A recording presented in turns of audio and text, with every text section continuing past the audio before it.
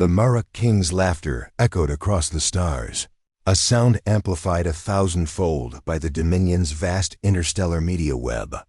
From the obsidian throne of the Imperator Rex, King Xyrix IV leaned forward, violet eyes gleaming, and said with unmistakable contempt, "Let them send their humans. We will break them before they know they've begun to fight." Billions watched that transmission. On every world ruled by the Dominion, cheers followed like thunder. It was tradition now. Whenever a new race dared to challenge the Muruk, King would mock them before annihilation. But this time, the tone had changed. There was a casual venom in his voice, a lazy amusement, as if the very idea of humans resisting was laughable. Far across the void, in a silent observation deck aboard Luna Command, Admiral Amina Rourke watched the broadcast replay for the 5th time. She didn't blink. Her face was a granite mask, lit only by the pale blue glow of Earthrise through the viewport. "Pause transmission," she said calmly. The AI complied. Around her, senior officers stood in tense silence. The room was lined with holographic displays, showing Muruk fleet positions, known warp corridors, and confirmed system seizures. Red spread like a disease. Colony after colony, taken, bombed, or already lost. And yet, the brass didn't fidget. Not here. Not with Rourke in the room. He laughed, she murmured, as if tasting the word. "He really thinks we're broken." "He has reason to," said General Park, arms crossed. Ceres fell in 6 hours. Pallas didn't even fire back. Civilian casualties in the millions. Morale's in free fall, even with blacknet suppression. Rourke shook her head slowly. "That's not the whole picture." She turned, stepping into the center of the war table. With a flick of her fingers, the display shifted, now showing not the territories lost, but the ones that held. Small, under-defended outposts that had fought off Muruk boarding parties using improvised weapons. Mining platforms that overloaded their reactors in suicide gambits rather than be taken. Civilian ships that turned around to rescue escape pods. "When they should have fled. They don't get us," she said quietly. "They think we're weak because we still cry when cities burn. Because we grieve. But grief isn't surrender. They don't understand what it means when humans hold the line." She tapped a final command into her wristpad. "Activate Phase Black Contingency. Now." A stunned silence followed. "Ma'am," Park said slowly, "that's full spectrum. Activation. Every black site, every asset." It's meant for this," Rourke cut in. "They've brought the war to our doorstep. Let's open the door and show them what lives inside." Meanwhile, in the Kuiper Belt, the Dominion's forward fleet was assembling. Their ships elegant, crescent-shaped monoliths of obsidian, and plasma moved like a murder of crows through the cold dark. At their head was Warlord Tyrix, cousin to the king, bred for conquest, trained in the Dominion's psionic combat halls. His face bore no expression as he watched Earth's system spin in the distance. A blue and green marble surrounded by drifting satellites and shattered debris. "They still use kinetic weapons," one of his lieutenants said with disdain. "Ballistics. Projectiles with powder and magnets. It's like fighting with rocks." Tyrix didn't respond. His eyes remained fixed on the Earth, silent and distant.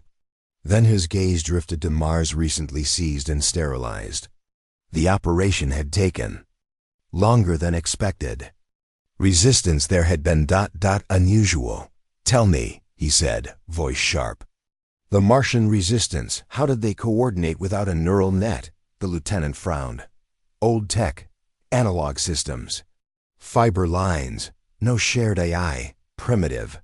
And yet, they baited our fleet into a gravity trap using fake heat signatures and disabled our forward scanners. Anomaly. Statistical fluke." Tyrix was not convinced. Back in the heart of the Dominion, King Xyrix prepared for the next broadcast, this one to be recorded after the conquest of Earth. A victory he considered inevitable. His palace shimmered with golden light refracted. Through the void crown, the source of his inherited psionic dominance. A chorus of Maruk nobles gathered, sipping amberfire and celebrating early. One asked, "What shall you call the campaign when history is written?" The king smiled. "The pacification of Seoul, or perhaps the last stand of the monkeys."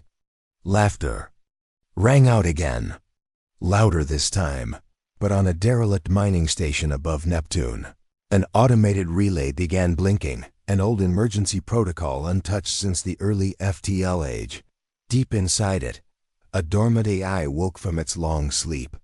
It recognized the phase black command code and began transmitting a signal. Not to Earth, not to Luna, but into the black between stars, a place where something very old and very human had been waiting.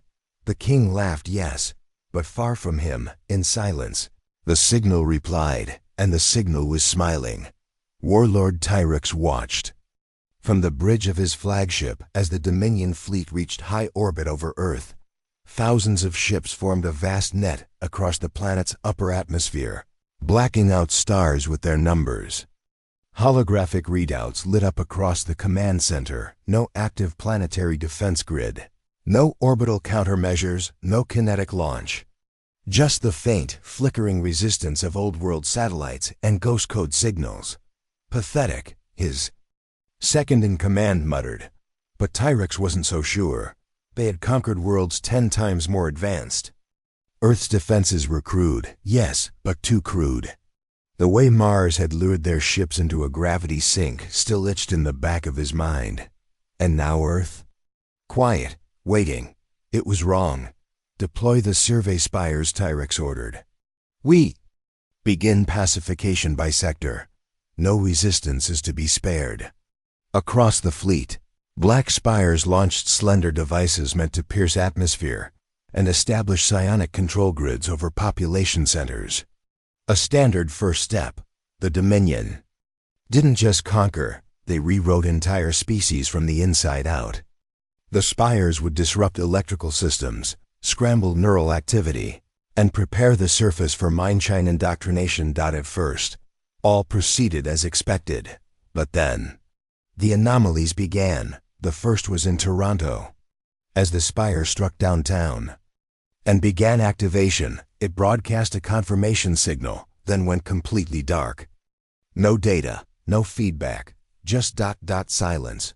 The second was in Nairobi.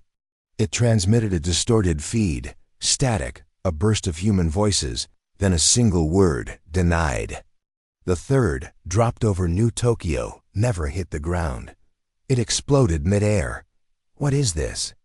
Tyrix growled. Sabotage? His tech officer fumbled through the data, disbelief plain on her face. There are no Dominion signatures in the disruption. But wait, these readings, the interference is deliberate. They've laced their urban zones with signal traps. Static netting, analog countercode. They're jamming our spires with ancient tech. Impossible, Tyrix snapped.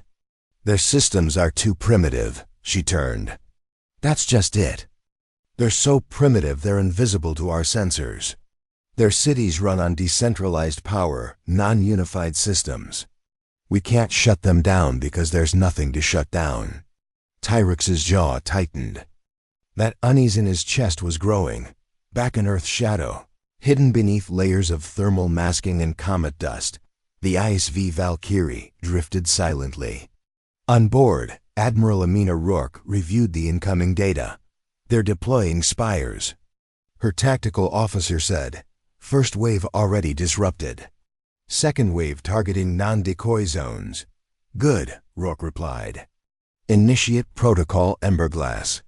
Let's give them a reason to panic." At her command, hundreds of hidden ground nodes, disguised as old infrastructure, lit up.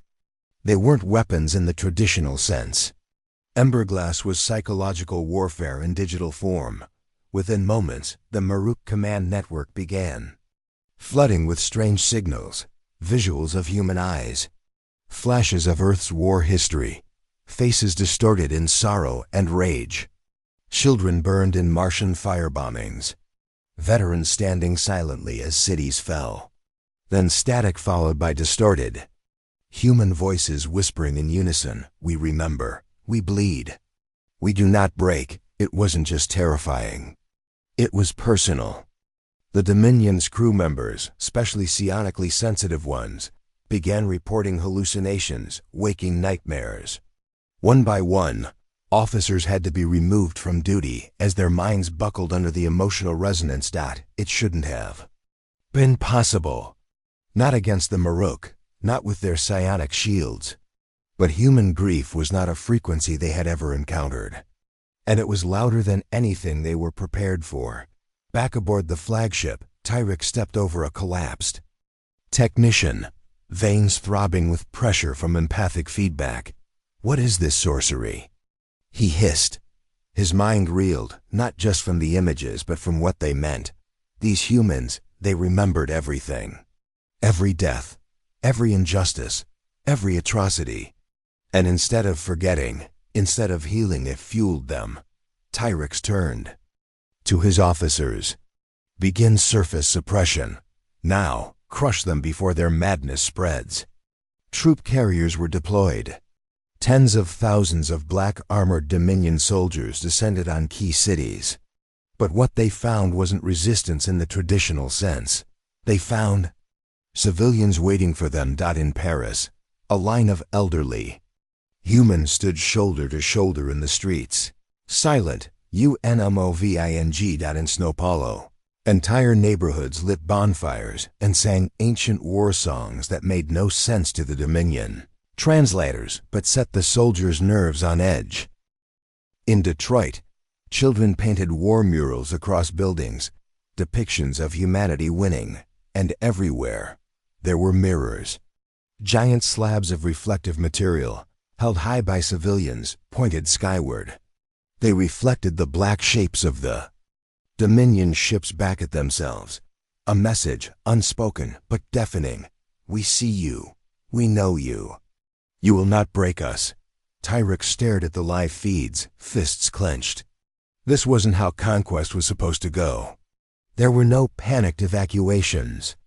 No begging for mercy, just calm defiance. And then came the first true shock. A Dominion base on Luna Secure. Fortified went dark. Completely. When recon drones arrived, they found no human weapons. No fleets, just a warning etched in massive letters across the lunar regolith. "We are not trapped here with you. You are trapped here with us."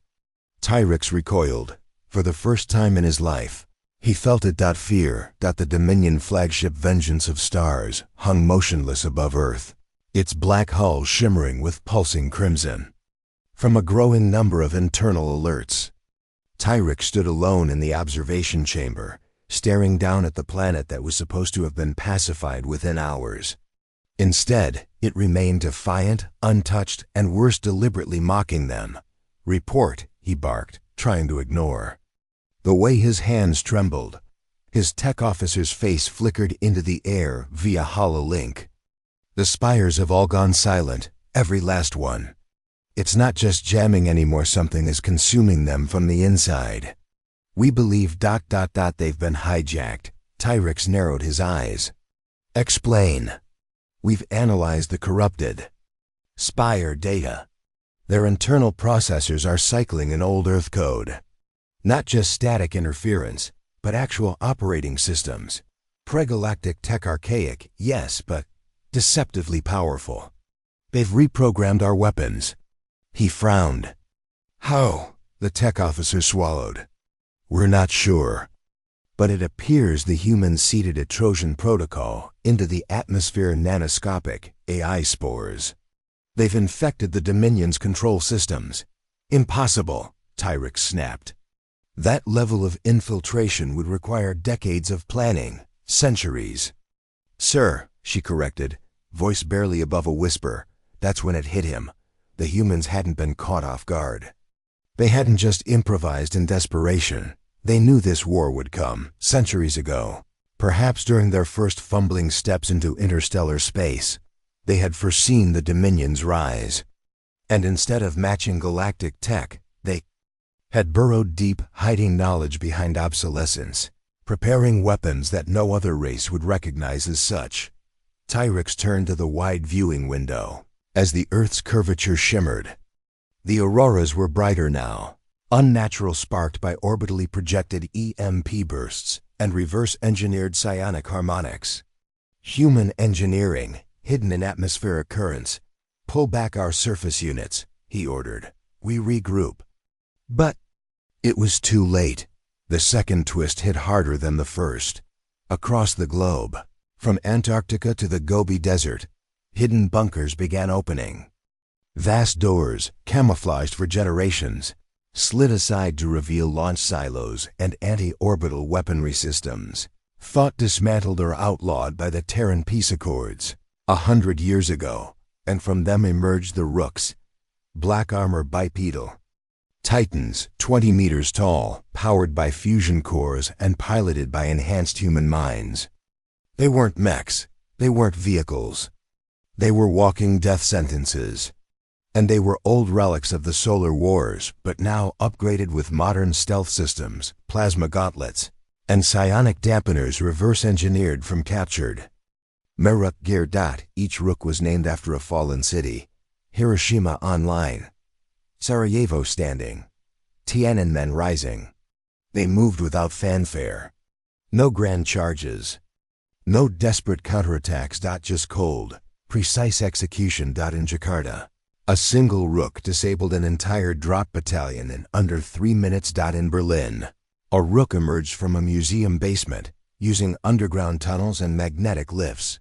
It crushed a psionic command center before the Dominion even knew it was under attack. In Cairo, a Rook stood motionless for 30 seconds, broadcasting old Earth war footage before igniting its plasma core and wiping out a 3-kilometer-wide field of soldiers. The Dominion soldiers panicked. These were not the scattered civilians they expected. These were engineered ghosts, risen from humanity's blood-soaked past. Back aboard the Vengeance, Tyrix watched the feeds collapse into static and fire. "They're using emotion as a weapon," one officer whispered in horror. "No," Tyrix murmured. "They're using memory." The final revelation that broke the Dominion's strategic mind came moments later. In low orbit, where the Dominion had installed comms relays and fleet control nodes, a strange pulse erupted from Earth's magnetic field. It wasn't a traditional attack. It was a signal, wrapped in layers of quantum encryption and ancient Terran code. One by one, Dominion systems began rebooting themselves, but not in Dominion language. In English, the flagship's interface changed. First menus, inputs, control surfaces, all rewritten in Terran command structures. A virus? No, it was more than that. It was a complete overwrite. Tyrix tried to order a shutdown, but his command panel only flashed a single message. "Welcome to Earth, we've been expecting you." He slammed his fist into the terminal, but it was already too late. The ship's targeting systems flickered. Security droids locked in stasis. Internal doors sealed and scrambled. Earth hadn't just hacked the Dominion, they had taken control. Rourke's voice echoed across Dominion channels, calm and cold. "To all Maruk forces, we gave you every chance to leave. You chose conquest. You chose mockery. Now you'll learn why we've never lost a homeworld war. You've underestimated the one thing that makes us human. A pause. We planned for the fall, and we build for the return." In orbit, the Dominion fleet tried to fire. Nothing responded. Then the Rooks lifted their eyes to the sky and began to aim upward.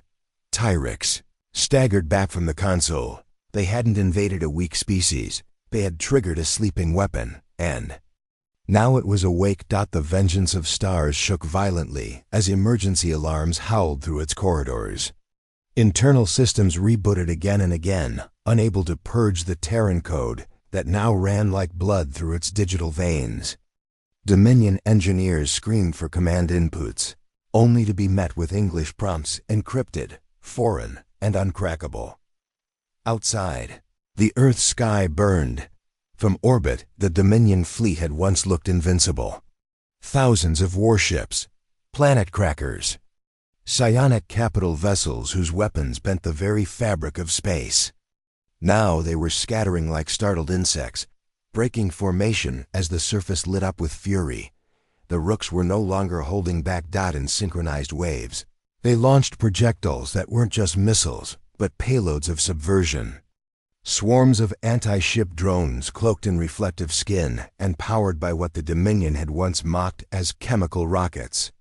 Outdated, they'd said, but humans had built these to disappear from Dominion sensors entirely. Thousands of them pierced the heavens, bypassed shielding, and embedded themselves into enemy hulls before detonating in electromagnetic shockwaves and corrosive particle bursts. 4 Meruk cruisers blinked out of the sky in the first 20 seconds. On. The bridge of the Vengeance, Tyrix roared. Evasive action. Full psionic shields. Get us to lunar orbit. But the nav controls responded with another Terran message. Error. 451. We don't take orders from you anymore. The crew looked to him for leadership. But Tyrix saw what they wouldn't say. They were shaken not just by the attacks, but by what they had seen on the ground. Earth cities hadn't been militarized fortresses, they had been traps. Ancient subway tunnels had become missile shafts. Hydroelectric dams hid magnetic railguns. Weather satellites turned out to be kinetic bombardment platforms, waiting for launch codes embedded in 500-year-old nursery rhymes. And now, every resistance unit, farmers, miners, artists, children, was following the same orders in perfect harmony. Tyrix hadn't underestimated humanity's strength. He'd underestimated their preparation. Desperate, he barked into the fleet comms. Rally at high orbit. Focus fire on Continental. Command centers, wipe out their coordination. But the Dominion ships no longer moved as one. They had lost networked command when the Terran code took root. Now each vessel fought alone, blind and panicking. Meanwhile, Earth's defense grid was no longer planetary. It was distributed. Every rook, every drone, every railgun worked independently, yet in perfect sync. Not because of a central AI, but because of a decentralized, ancient idea that Dominion forces never anticipated: human will. Across the solar system, the trap widened. From the dark side of the moon, Project Tempest activated. Long thought abandoned after the Martian rebellion, it was humanity's final orbital deterrent. A ring of asteroid-pulled mass drivers, hidden in lunar shadows for a century. One by one, the drivers turned toward Dominion ships. And opened fire. Kinetic rounds, accelerated to near-light speeds, lanced through the fleet. Dominion shielding failed almost instantly, designed for energy weapons, not brute physical impacts. The Twilight Shroud, a flagship from the elite psionic fleet, was vaporized in a single hit. Elsewhere, Dominion troops on the surface began to go dark. But not because of weapons, because of resistance. In Chicago, civilians faked a surrender and then collapsed an entire skyscraper on a garrison of Meruk troopers, using preset demolition charges planted during the building's construction 80 years ago. In Mumbai, an abandoned school turned out to be a full-spectrum jamming node. In Moscow, children used solar panels to recharge downed Rook units, ignoring Dominion fire to get the cables into place. The Meruk had expected compliance. They found unity. And that unity was relentless. Back in orbit, Dominion command collapsed. Ships turned on each other, some hijacked, others in full retreat. The few that broke free tried to warp out, but found the edges of the system now blanketed with gravity traps and false navigation beacons. No way out. No reinforcements. No mercy. In the Vengeance, Tyrix stood in a bridge filled with sparks, smoke, and silence. His officers were either dead or dazed. The ship was now under human override. Through the cracked viewing screen, he saw it, a massive Terran warform rising through the clouds. Not a Rook. Bigger, older, carved from titanium and black alloy. A legend. The Revenant. The Revenant wasn't part of modern Earth's arsenal. It was pre-FTL. Rumor said it had been decommissioned after it destroyed an entire Terran fleet by itself in a civil where no one talked about anymore. It had no AI. It had no quantum brain. It was piloted by a human, and it was coming straight for him. Tyrix staggered back, wild-eyed. "Get us out of here." "I don't care how." Just the last thing he heard was the Revenant's plasma lance powering up, its glow filling the void like sunrise. Then impact. Blinding. Total. The vengeance of stars ceased to exist. And with it, the illusion of Dominion superiority. Humanity had shown its hand, and the galaxy would never forget what it saw. The Dominion High Command watched the live feed in horrified silence. In the great war hall aboard the Throne Eternal, a vessel so vast it housed entire ecosystems, the elite of the Muruk Empire, the kings of conquest. The architects of galactic subjugation stood frozen as the Earth campaign dissolved into ash and ruin. The vengeance of stars. Their spearhead flagship was gone. Over 300 ships had been destroyed or lost contact. Dominion encryption, supposedly unbreakable, had been hijacked.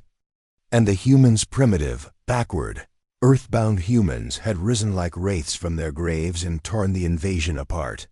King Auruk XIII, High Lord of the Dominion, snarled as he watched the Revenant, the Terran Titan that had shattered Tyrix's flagship, disappear into low orbit once more. Its armor still glowing from re-entry heat. "This is not war," he growled. "This is witchcraft, treachery." The court was silent. Even the Inquisitors, sworn to never fear, had no words. Only one dared speak. "Majesty," whispered the psionic strategist Kreth, his mind still pulsing with the aftermath of human emotional echoes. We underestimated them. Not just their strength, but their will. Their history runs deeper than we knew. I fear we have awakened something ancient." Auruk's eyes blazed. "Then we bury it again, personally." With a wave of his clawed hand, he gave the order. "Activate Protocol Obsidian Flame, the Dominion's most terrible contingency." Not a fleet, not a weapon, a purifier. From deep within the Throne Eternal's forbidden vaults, a creature stirred, not born, but constructed. A fusion of bioweapon and black hole tech, the Sovereign Maw, a living ship, a sentient gravity well, a planet eater. Forbidden even among the Dominion for its tendency to consume everything, including the armies it was meant to assist. But the humans had forced their hand. It launched like a comet, tearing across space, warping light around it. Its presence turned stars cold and whispered madness into the minds of those who dared look directly at it. Back in Earth orbit, Admiral Amina Rourke watched its approach with grim focus. She had known this moment might come, and she was ready. "Activate Echo Protocol," she said. Her crew stared at her. "But Admiral, I know what it is, and I know what it costs." Echo Protocol wasn't a weapon. It was a resurrection. Buried deep within the Antarctic ice was a vault no Terran government had ever admitted existed. It predated most modern nations. A relic of humanity's darkest hour, sealed away after the solar wars, too dangerous to use, too shameful to forget.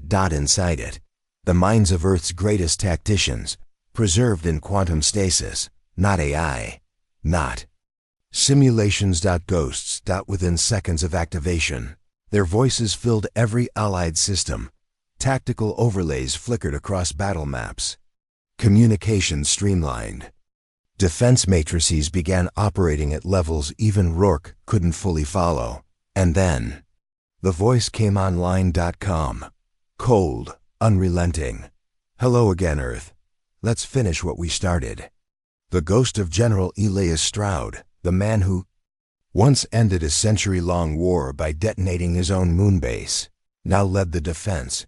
The humans had not only awakened their old war machines, they had awakened their legends. Rourke's command center changed instantly. Orders arrived before she gave them. Units moved before she even asked. Every rook, every drone, every bunker. Stroud didn't fight like the living. He fought like someone with nothing left to lose. When the Sovereign Maw arrived, the sky ripped, time bent. Ships were pulled sideways. Entire Dominion cruisers crumpled like paper as the Maws. Gravity well bloomed open. A black iris in the stars dotted howled across the spectrum, distorting minds, melting systems. Then, silence. And from the silence, Earth answered. Dozens of beacons activated from the asteroid belt.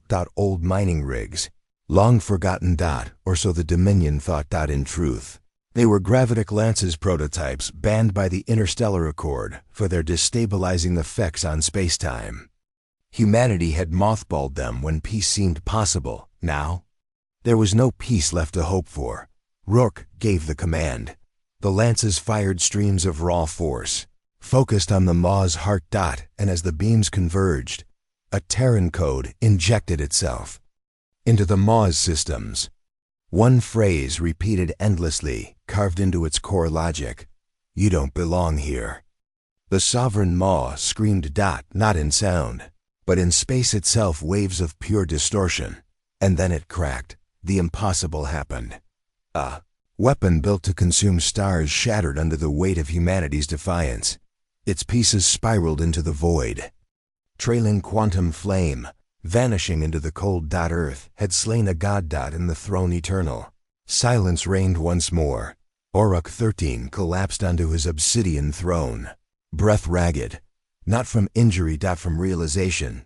This wasn't a war they could win. It never had been. Humanity had grown in the dark, prepared in silence, remembered everything. And now the galaxy would pay the price for forgetting them. The Earth's upper atmosphere shimmered with fire and vengeance. Where once the Dominion fleet had cast massive shadows across continents, only broken hulls and streaks of flame remained. The sky was no longer theirs. Above the ruined remains of the Sovereign Maw, the clouds parted like a curtain, and from their heart descended the full fury of humanity. Project Archangel. It wasn't a ship. It wasn't even a weapon in the conventional sense. It was a statement.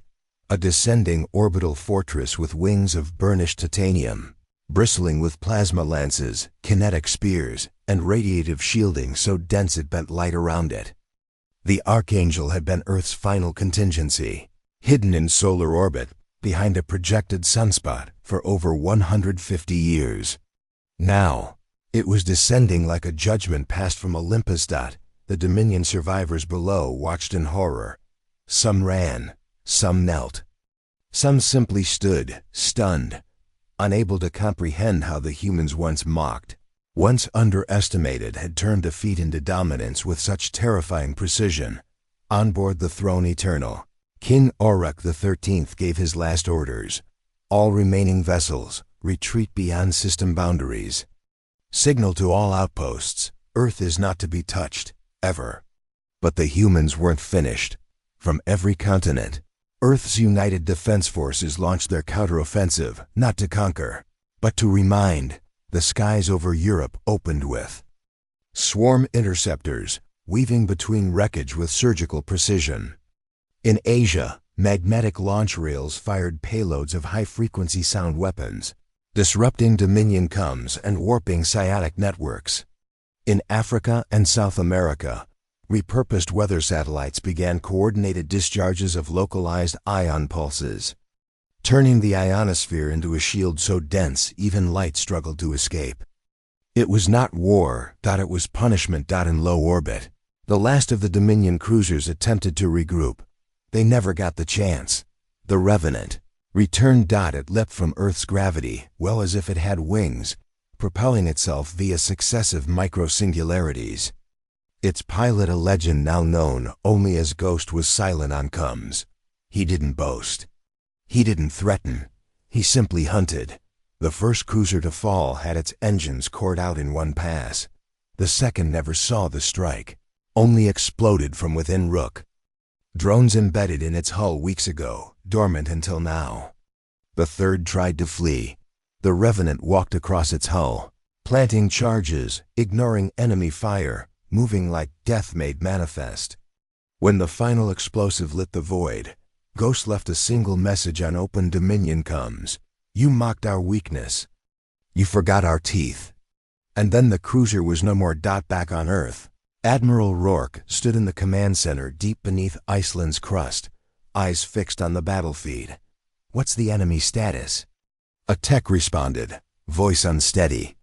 They're breaking. Half of them are in full retreat. The rest are going dark. Chasing them, Rourke hesitated. Her jaw clenched. No, let them run. Let them tell the galaxy. She turned toward the wide display that showed the shattered sky. Tell them what happens when you laugh at humanity. In the final minutes of the war, Earth's forces executed a maneuver that would be studied for centuries. Not a strike. Not a kill. A warning. Project Archangel split into 6 modules and positioned itself above the planet in perfect geosynchronous orbit. From each module, a coordinated light burst rippled across the system, visible across the entire sector. Not a weapon. A symbol. A message to every eye watching. Earth stands. Earth remembers. Earth wins. And then, silence. Dominion ships limped away, their pride scorched into nothing. Their psionic networks, once the envy of the stars, now infected with Terran algorithms that would haunt their tech for generations. Back on the throne eternal, King Auruk XIII rose from his throne one final time, alone in the war hall. He gazed into the projection of Earth, still shining blue and defiant. Once he had laughed at the stories, the monkeys who nearly destroyed themselves in their infancy, the weaklings whose wars lasted longer than their empires, the primitives who burned through every resource and kept fighting anyway. He now understood what the rest of the galaxy had chosen to forget. Humans don't lose. Not forever. They fall, and then they rise, stronger, smarter, angrier. He took a breath and whispered, almost reverently, we mistook madness for weakness. And Earth had shown them what true madness looked like. A madness that plans for failure, that expects betrayal. That trains for apocalypse like its tradition. It was never just strength. It was adaptation. And it was unstoppable. As the throne eternal limped away under cloak, King Auruk left only one message to the galaxy, broadcast across every known system. Do not provoke the Terrans. Do not invade their world. Do not laugh at their scars. For they are forged in fire, and they remember everything. And behind him, Earth burned in brilliant blue defiance, a world that refused to kneel, a people who rose from ruin, and a legend, reborn in fire. The stars over Earth were quiet now. No more battleships drifting in low orbit. No more Dominion signals screaming through the void. The sky scarred but sovereign belonged to humanity once more, and the world exhaled. Across every continent, cities flickered back to life. Lights returned, systems rebooted, and voices long silent rose together, not in mourning, but in song. From the ruins of shattered streets to the tops of scorched towers, survivors emerged, blinking in the dawn. Not broken. Victorious. In the Arctic command vault, Admiral Amina Rourke stood beside a cracked view screen showing Earth from orbit. Clouds moved across blue oceans. Solar light shimmered on the waves, and far above, the Archangel stood sentinel. Status. Report, she said softly. Her officer smiled, a tired but proud thing. Dominion fleet is gone, ma'am. Final tally says 92% losses for them. None of their ships remain in system. The ones that escaped, running on fumes. And our side? We took hits, heavy ones, but we held. Civilian losses. Lower than projected. Rooks exceeded operational expectations by 340%. Project Tempest survived. The Revenant's still functional. Ghost is well, he's fine. Not much for talking. Rourke allowed herself the smallest of grins. He never was. She turned back to the view screen, watching a pair of Terran recovery vessels glide past. The moon. All of it could have been ashes. They were supposed to lose, outmatched, outgunned, overrun, and yet, from the deepest black sites to the oldest hidden vaults, Earth had reached down into its own grave and pulled out fire. The Dominion hadn't been defeated by weapons. They'd been destroyed by memory, because humans never forget. The Terran archives confirmed it.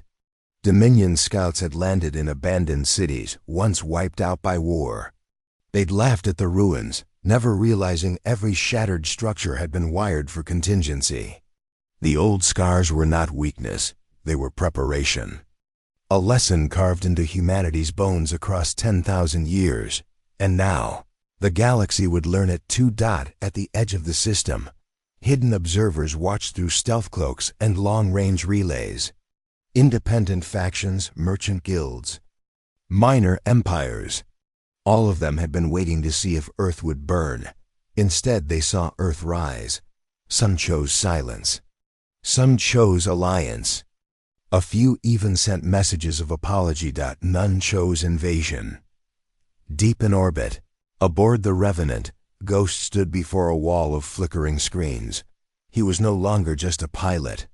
He was a symbol, now anonymous, terrifying, eternal, a living reminder.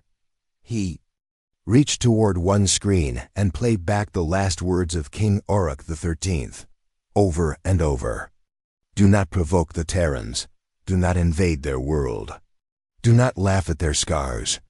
It didn't feel like victory, not yet, but it felt like justice. In the Dominion capital, half a galaxy away, the court sat in stunned silence. King Auric had returned not with trophies, but with silence in his eyes and cracks in his voice. When questioned, he said only one thing: we lost the war before it began. They were ready to lose. We weren't. The Empress of the Valkyrie Confederacy watched from afar and issued new protocols. No contact with humanity without layered diplomatic armor and psychic shielding. Trade was to be offered, not demanded. Respect, not superiority. The Sarlan hegemony issued reparations before a word was spoken. The Korthan Dominion began rewriting its entire military doctrine. The galaxy was changing, because Earth had reminded them of the oldest truth. Humanity survives. In every era, through every war, past every mistake. They fall, yes, but they always get back up. Somewhere on the plains of Montana, a Maruk soldier, one of the few captured alive, stood in a human field hospital. He stared at the sky, bruised and shaking, not from wounds, but from awe. A nurse came by and offered him water. He took it with trembling hands. I don't understand, he said in broken English. Why didn't you surrender? You were weaker, you were smaller, you bled. Why didn't you stop? The nurse looked at him, tired but kind. Because we remember what happens when we do. The Maruk wept, not from pain, from understanding. Later, in the Terran Senate, Rourke stood before the world leaders and spoke the words that would be etched into history. We will not seek revenge. We will not conquer, but we will not hide. Let the stars know. Earth is no one's backwater. We are not prey. We are not relics. She paused, gaze fierce. We are human. The chamber erupted in applause. Outside, the people cheered beneath skies cleared of ash. Children played in the ruins. Artists painted over the scars. And the old soldiers watched, quiet and proud, as a new age began, because this wasn't just survival. It was a rebirth, a legend retold, a warning written in flame and steel. And in the farthest corners of space, when the name humanity was spoken, it no longer brought laughter, only silence and respect.